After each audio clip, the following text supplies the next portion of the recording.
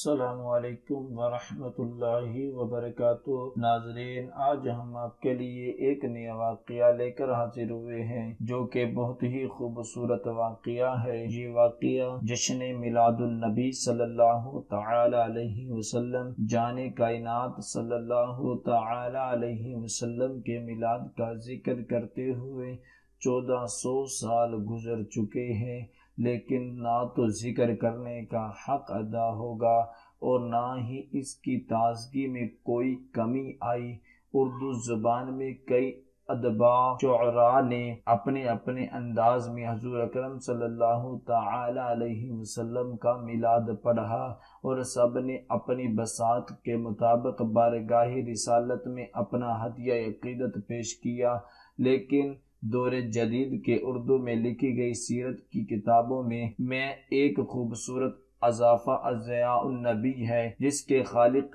ضیاء الامت حضرت جسٹس پیر محمد اکرم شاہ لازہری ہیں، جنہوں نے سرکار دو عالم صلی اللہ تعالی علیہ وسلم کی آمد کا تذکرہ اتنے والہانہ انداز میں کیا کہ خود اردو کو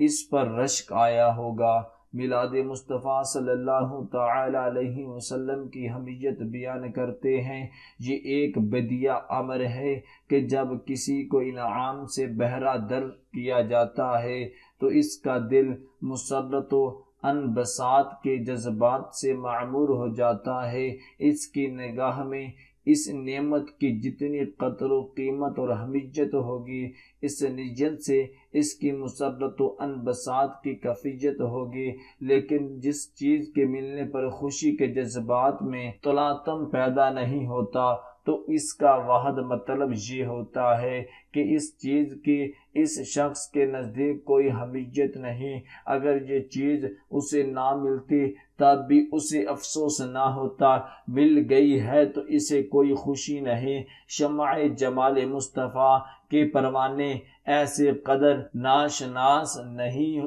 نبوت کا ماہ تمام طلوع ہوا تو ان کی زندگی کے آنگن میں مسرتوں اور شادمانیوں کی چاندنی، وہ یہ جانتے ہوئے اور تسلیم کرتے ہوئے کہ وہ اس احساس عظیم پر شکر کا حق ادا نہیں کر سکتے، پھر بھی وہ اپنی سمجھ کے مطابق بارگاہ رب العزت میں سجدہ شکر ہیں اور اس کی حمد و ثنا کے گیت گانے لگے۔ آقا دو عالم صلی اللہ تعالی علیہ وسلم کے میلاد کے زمن میں بہت کم تذکرہ آپ کے والد ماجد حضرت عبداللہ کا کیا جاتا ہے۔ صاحب ضیاء النبی نے اتنے دل پذیر انداز میں حضرت عبداللہ کا ذکر فرمایا کہ جو ایک عاشق رسول صلی اللہ تعالی علیہ وسلم کا خاصہ ہے۔ حضور اکرم صلی اللہ تعالی علیہ وسلم ماہ ربیع الاول کی 12 تاریخ کو اس دنیا میں تشریف لائے۔ اس ماہ مبارک اور اس موقع پر بیان کرنے کے لیے صاحب ضیاء النبی نے جس اسلوب کا اختیار کیا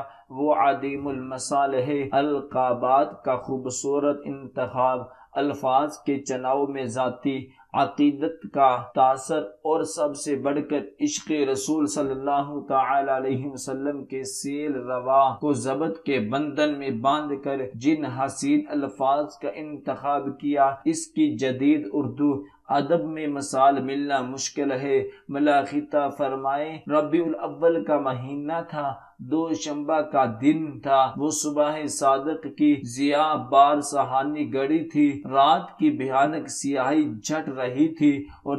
دن کا اجالا پھیلنے لگا تھا جب مکہ کے سردار حضرت عبداللہ مطلب کی جوان سال بیوہ بہو نے حسرت و یاس کی تاریکیوں میں ڈوبے ہوئے سادہ سے مکان میں ازلی سعادتوں اور ابدی مسرتوں کا نور چمکا۔ اسی مقام پر آپ کی ولادت با سعادت کا تذکرہ کرتے ہوئے رقم طراز ہے، ایسا مولود تولد ہوا جس کے من مونے مکھڑے نے نہ صرفانی غمزدہ جاں کو سچی خوشیوں سے مسرور نہیں کیا، بلکہ ہر درد کے مارے کے لبوں پر مسکراہٹیں کھیلنے لگی۔ اس نورانی پیکر کے جوا فرمانے سے صرف حضرت عبداللہ کا قلبہ احزا جگمگانے لگتا،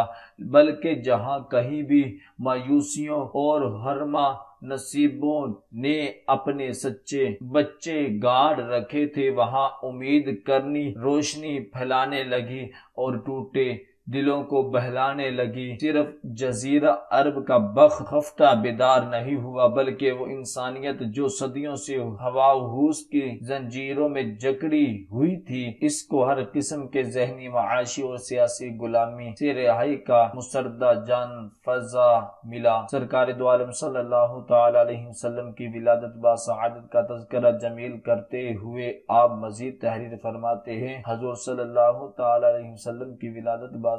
سوار کے روز 12 ربیع الاول شریف کو ہوئی ہے۔ بعض نے کہا ربیع الاول کی 17 تاریخ تھی، جبکہ بعض نے کہا ربیع الاول کی 9 تاریخ تھی۔ حضرت آمنہ فرماتی ہیں کہ جس رات سرکار دو عالم صلی اللہ تعالی علیہ وسلم کی ولادت باسعادت ہوئی، میں نے ایک نور دیکھا جس کی روشنی سے شام کے محلات جگمگا اٹھے، یہاں تک کہ میں ان کو دیکھ رہی تھی۔ دوسری روایت میں ہے کہ جب رسول اللہ صلی اللہ تعالی علیہ وسلم کی ولادت باسعادت ہوئی تو حضرت آمنہ سے ایک نور نکلا جس نے سارے گھر کو بقاع نور بنا دیا، ہر طرف نور ہی نور نظر آتا تھا۔ حضرت عبد الرحمن بن عوف رضی اللہ تعالی عنہ کی والدہ ماجدہ حضرت شفاء رضی اللہ تعالی عنہ کو حضور کی دایا بننے کا شرف نصیب ہوا، جس پر وہ فخر کیا کرتی تھی۔ وہ ارشاد فرماتی ہیں کہ جب حضور اکرم صلی اللہ تعالی علیہ وسلم کی ولادت باسعادت ہوئی تو حضور کو میں نے اپنے دونوں ہاتھوں پر اٹھا دیا اور میں نے ایک آواز سنی جو کہہ رہی تھی تیرا رب تجھ پر رحم فرمائی۔ حضرت شفا فرماتی ہیں کہ اس نور مجسم کے ظاہر ہونے سے پہلے میرے سامنے مشرق و مغرب میں روشنی پھیل گئی، یہاں تک کہ میں نے شام کے بعض محلات کو دیکھا۔ ولادت باسعادت کے وقت کثیر معجزات وقوع پذیر ہوئے جن کا جمالی تذکرہ ضیاء النبی شریف میں موجود ہے، تاہم میں صرف ایک روایت نقل کرنے پر اکتفا کروں گا۔ حضور ضیاء الامت روایت بیان کرتے ہوئے فرماتے ہیں، حضرت عبداللہ مطلب فرماتے ہیں کہ میں اس رات کعبہ میں تھا، میں نے بتوں کو دیکھا کہ بت اپنی اپنی جگہ پر سجدہ سر کے بل کر پڑے تھے اور دیوار کعبہ سے یہ آواز آ رہی ہے،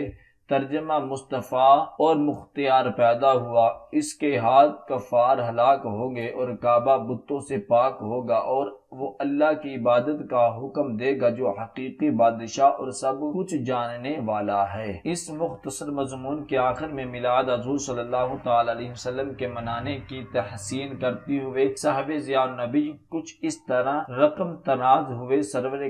کائنات فخر موجودات صلی اللہ تعالی علیہ وسلم کی آمد وہ عظیم المرتب انعام ہے جس کو منعم حقیقی نے اپنی قدرت کی زبان سے خصوصی طور پر علیحدہ ذکر کیا۔ یقیناً بڑا احسان فرمایا اللہ تعالیٰ نے مومنوں پر جب اس نے بھیجا، ان میں ایک رسول انہیں میں سے پڑھتا ہے، ان پر اللہ تعالیٰ کی آیاتیں اور پاک کرتا ہے، انہیں اور سکھاتا ہے، انہیں کتاب و حکمت، اگرچہ وہ اس سے پہلے کھلی گمراہی میں تھے۔ اس انعام کو خصوصی شان یہ ہے کہ دیگر انعامات اپنوں اور بیگانوں، خاص و عام، مومن اور کافر کے لیے ہے، اور اس لطف و کرم سے صرف اہل ایمان کو سرفراز فرمایا۔ غلامان مصطفیٰ ہر زمانہ میں اپنے رب کریم کی اس نعمت کا شکر ادا کرتے آئے ہیں۔ زمانے کے تقاضے کا اعتبار سے شکر کے انداز کو مختلف تھے، لیکن جذبہ شکر پر عمل کا روح رواں رہا، اور جو خوش بخت اس نعمت کی قدر و قیمت سے آگاہ ہے وہ تا ابد اپنی فہم و استعداد کے مطابق اپنے رحیم و کریم پروردگار کا شکر ادا کرتے رہیں گے۔ دعا ہے کہ اللہ تبارک و تعالی ہم سب کو ان کرامات پر عمل کرنے کی توفیق عطا فرمائے۔ صدق اللہ